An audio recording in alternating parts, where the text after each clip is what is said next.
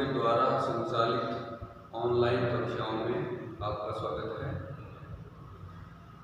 आज का हमारा टॉपिक है सिंपल प्रेजेंट टेंस। इससे संबंधित एक वीडियो पहले डाला जा चुका है। उस टॉपिक को आगे बढ़ाते हुए आज का हमारा टॉपिक है सिंपल प्रेजेंट टेंस में डेस्क्रिप्टिव सेंटेंस। डेस्क्रिप्टिव सेंटेंस का मतलब ये है कि जिन वाक्यों में वर्ब नहीं होती है उनका अंग्रेजी में ट्रांसलेशन कैसे करें। सिंपल प्रेजेंट में दो प्रकार के वाक्य होते हैं, क्रिया वाले वाक्य और बिना क्रिया वाले वाक्य। क्रिया वाले वाक्यों को फंक्शनल सेंटेंस कहते हैं जिनमें वर्ब प्रयोग होती है, और आज के इस टॉपिक में जो सेंटेंस है इनमें क्रिया नहीं होती है। सिंपल प्रेजेंट के डेस्क्रिप्टिव सेंटेंस से मतलब है किसी व्यक्ति, वस्तु, स्थान के बारे में परिचय देना, उसका वर्णन करना या उसके बारे में जानकारी देना। ऐसे वाक्यों को हम डेस्क्रिप्टिव सेंटेंस कहते हैं। इसका जो फॉर्मूला है अफर्मेटिव सेंटेंस का, अफर्मेटिव साधारण वाक्य है, उनका जो फॉर्मूला है subject is, R, M, object और कंप्लीमेंट। तो इन वाक्यों में वर्ब नहीं होती है तो वर्ब के स्थान पर इज, आर, एम को ही वर्ब के रूप में प्रयोग किया जाता है। इनका प्रयोग सब्जेक्ट के अनुसार होता है। जैसे हिंदी के वाक्य में यदि सब्जेक्ट आई, मैं हूं, तो उसके साथ एम वर्ब का प्रयोग करते हैं। यदि subject he, she, it, any name या सिंगुलर नंबर सब्जेक्ट कोई भी एक वचन करता यदि करता सब्जेक्ट है तो उसके साथ हम वर्ब इज का प्रयोग करते हैं। एम का अर्थ है हूँ, इज का हिंदी में अर्थ है। और यदि हिंदी के वाक्य में सब्जेक्ट बी, यू, दे या प्लूरल नंबर सब्जेक्ट अर्थात बहुवचन करता यदि हो तो उसके साथ हमको आर वर्ब का प्रयोग करना है।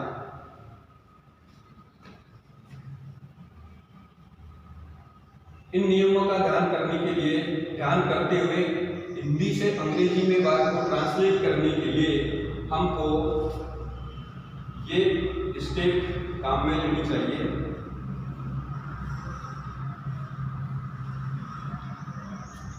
जिस वाक्य का हिंदी वाक्य का हमको अंग्रेजी में ट्रांसलेशन करना है, सबसे पहले हमको उसका टेंस क्लियर करना चाहिए। टी मीन्स टेंस, और हिंदी के वाक्य का जो टेंस वो क्लियर होगा उसके अंत में पहचान देखने से, ताहे, तेहे, दिए, हैं आदि जो अक्षर होते हैं। वैसे पूरे प्रेजेंट टेंस की पहचान है, अक्षर है। तो यदि हम इस पहले वाक्य को देखें कि मैं अध्यापक हूँ, तो ये हूँ शब्द बता रहा है कि ये प्रेजेंट का वाक्य है, और इस वाक्य में कहीं पर भी वर्ब नहीं है, मैं कर्ता के बारे में जानकारी दे रहा है। तो यहाँ पर सबसे पहले हमने टेंस का पता लगाया पहचान के द्वारा कि ये सिंपल प्रेजेंट का वाक्य है। फिर दूसरे नंबर पे आता है सेंटेंस। एक वाक्य में अक्सर हम 4 सेंटेंस पढ़ते हैं, तो उनमें अफर्मेटिव, नेगेटिव, इंट्रोगेटिव, नेगेटिव में से कौन सा सेंटेंस है ये भी क्लियर करना जरूरी होता है। तो इन वाक्यों में न तो नोट शब्द है न कोई प्रश्न सूचक शब्द है, इसलिए हम इनको अफर्मेटिव यानी साधारण वाक्य समझेंगे।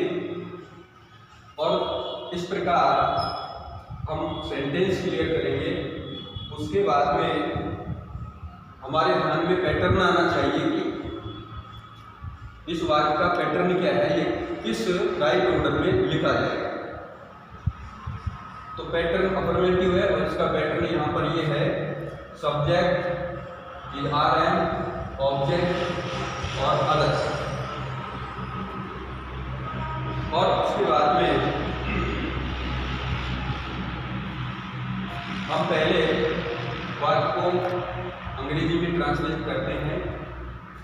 इस फॉर्मूले के अनुसार हमने पहचान लिया है ये सिंपल प्रेजेंट का वाक्य है और इसमें क्रिया नहीं है, ये पहले ही हमने देख लिया है, ये डेस्क्रिप्टिव सेंटेंस है। तो इस फॉर्मूले के अनुसार हमने यहाँ पर मैं की अंग्रेजी आई लिखा। यहाँ पर नोट में क्लियर है, आई जब करता होगा तो उसके साथ वर्ब एम लगेगी और इस प्रकार यहाँ आई के साथ एम वर्ब लिख दिया। और वाक्य में ऑब्जेक्ट है, ऑब्जेक्ट ए टीचर लिख दिया। अंग्रेजी के वाक्य में वचन को क्लियर करना जरूरी होता है, इसलिए हमने यहाँ पर ए आर्टिकल लिखा है। मैं अध्यापक हूँ और उसकी अंग्रेजी बनी I am a teacher. Affirmative sentence के अंत में फुल स्टॉप अवश्य लगाना चाहिए। दूसरे वाक्य को देखें, तुम विद्यार्थी हो, यही स्टेप आनी चाहिए। टेंस क्लियर करो, सेंटेंस क्लियर करो और पैटर्न के अनुसार वाक्य के शब्दों को लिखो। इसमें सब्जेक्ट यू लिख दिया। यू प्लूरल है और प्लूरल सब्जेक्ट के साथ वर्ब आर प्रयोग होगी, इसलिए हमने यू के साथ यहाँ पर आर वर्ब लिखी है। और इसमें ऑब्जेक्ट है विद्यार्थी, जो इसकी अंग्रेजी स्टूडेंट्स होती है और फुल स्टॉप लगाया। इस प्रकार तुम विद्यार्थी हो, इसकी अंग्रेजी इस पैटर्न के अनुसार बनी यू आर स्टूडेंट्स। वे किसान है से टेंस क्लियर हुआ। सेंटेंस अफर्मेटिव है और पैटर्न सब्जेक्ट इजारा ऑब्जेक्ट है। वे की अंग्रेजी यहाँ पर दे लिखी, ये सब्जेक्ट है, ये प्लूरल है, इसलिए इसमें आर वर्ब लिखी गई है। और किसान की अंग्रेजी फार्मर्स। वे आर फार्मर्स, वे किसान है। सोना मिलन, राम ईमानदार व्यक्ति है। इसमें सब्जेक्ट राम है, ये भी इसी टेंस का वाक्य है क्योंकि अंत में है आ रहा है और अफर्मेटिव सेंटेंस है। इन शब्दों को इस पैटर्न से आप लिख दीजिए। सब्जेक्ट राम, राम एक वचन है, इसलिए कर्ता यदि ही, सी, इट, एनी नेम और सिंगुलर नंबर सब्जेक्ट यानी एक वचन करता होगा तो उसके साथ क्रिया इस प्रयोग की जाएगी। इस प्रकार राम सब्जेक्ट लिखा, एक वचन है, इसलिए हेल्पिंग वर्ब इसका प्रयोग किया।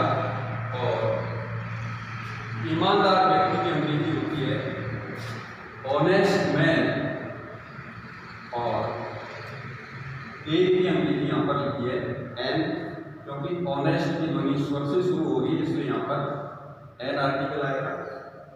राम ईमानदार व्यक्ति है, Ram is an honest man. सोना पीला होता है, वही प्रक्रिया अपनाइए, टेंस, सेंटेंस, पैटर्न। सोना गोल्ड, सिंगुलर सब्जेक्ट है इसलिए वर्ब इज का प्रयोग हुआ। और पीला means yellow, gold is yellow. गुलाब लाल होता है,